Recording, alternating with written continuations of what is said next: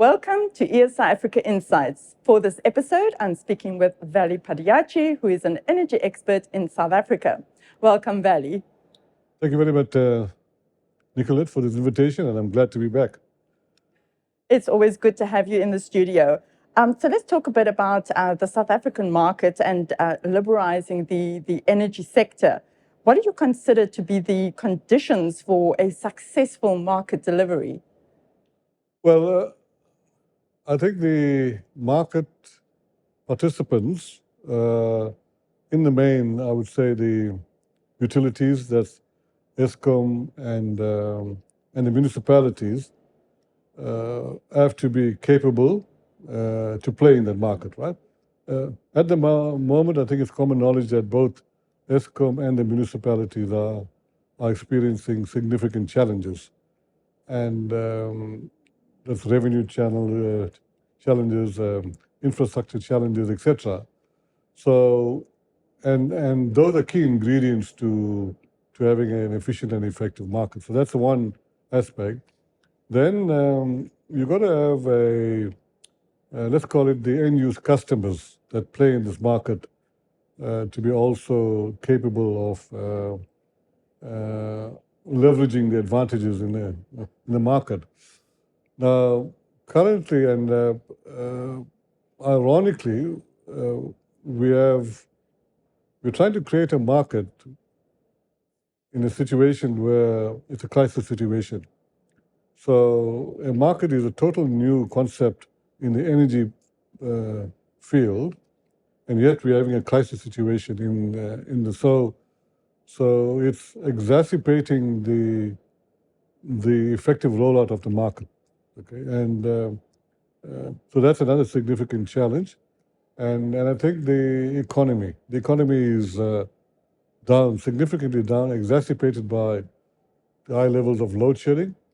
And so the economy needs to pick up, although some pundits say that by having an effective market, unregulated market, there'll be investments, competition, etc., and that will promote the market. But I want to talk about the challenges of that market on municipalities, but maybe at a later time. Yes.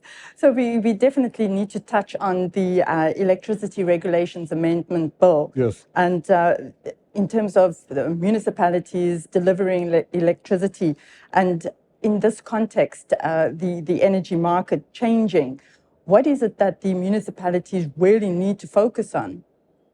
I'm glad you asked that question, because the current market model that's being envisaged, as I understand it, is mainly, I would say, there's three or four models. So you have the day-ahead market, which is unregulated. Then the other model that's being talked about is a semi-regulated market, where you'll have a central purchasing agency to buy electrons. Then the third one is the bilateral market, where one-to-one, say, between a Munich, ESCOM, and a IPP. And then I would add a fourth one, which is the aggregation stroke trading market. So there are four markets. Now, unfortunately, the best market space to play in is the first one, the unregulated day-ahead market. Now, for that, you need to have, I'm talking about a market purchaser, like a Munich or ESCOM, a healthy balance sheet, income statement, all of that. Otherwise, you can't play in that market. And of course, what I should say is that the National Transportation Company has been formed, so they'll be playing that role. And in terms of the bill, ESCOM will no longer be the monopoly, maybe the Munichs as well. Now, having said that, Nicolette, the thinking is that we'll have competition, we'll have new technologies, new investments, so prices should go down. And the minister made that comment the other day. I'm of the opinion, and I work very closely with the municipalities, and of course ESCOM distribution, that this market model is a transmission-driven market model. So it's a transmission-driven market model where they're expecting the distributors, municipalities and ESCOM distribution to latch onto, which is not a problem, but the most number of customers sit on the distribution side. So 60% of the customers are actually municipal customers, right?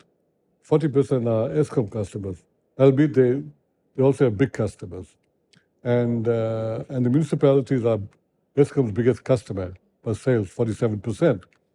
So now, I'm of the opinion that you could well have prices dropping because of competition and all that, but equally, Nicolette, the prices could shoot through the roof.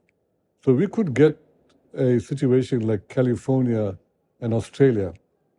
Australia was just probably a year ago, where the prices shot through the roof and the regulator had to step in to keep the prices down. If that happens in South Africa, I'm of the opinion that our regulator may not step in quick enough. And in South Africa, we have 95% poor people and 5% rich and middle class. In first world countries, it's the other way around, 95% middle class and rich and so on. So now the current market model that's being envisaged as per the current market code, and I made this point last week in one of the workshops, is that we got another market code is out for comment and we got to September. I think from a South African perspective, maybe African perspective, we need to introduce two things. We need to introduce a cap, a pricing cap, so that although it's unregulated, but we should introduce a cap. And that can be done so that we don't let prices run away like Australia and California. And the one I mentioned to you was to have a wholesale distribution market. And there, just to clarify that, I'm saying that if you look at small-term renewables, like up to 10 megawatts or 20 megawatts solar PV and wind, that's a market the distributors should have, so that they can also manage their pricing, etc. Thank you so much, Vally. I do also want to talk about electricity prices in terms of the end user, but that's for another conversation. Okay. Thank you so much. Thank you very much, and once again, thanks for inviting me. Thank you. Bye. And thank you for watching. Tune in for the next video and have a powerful day.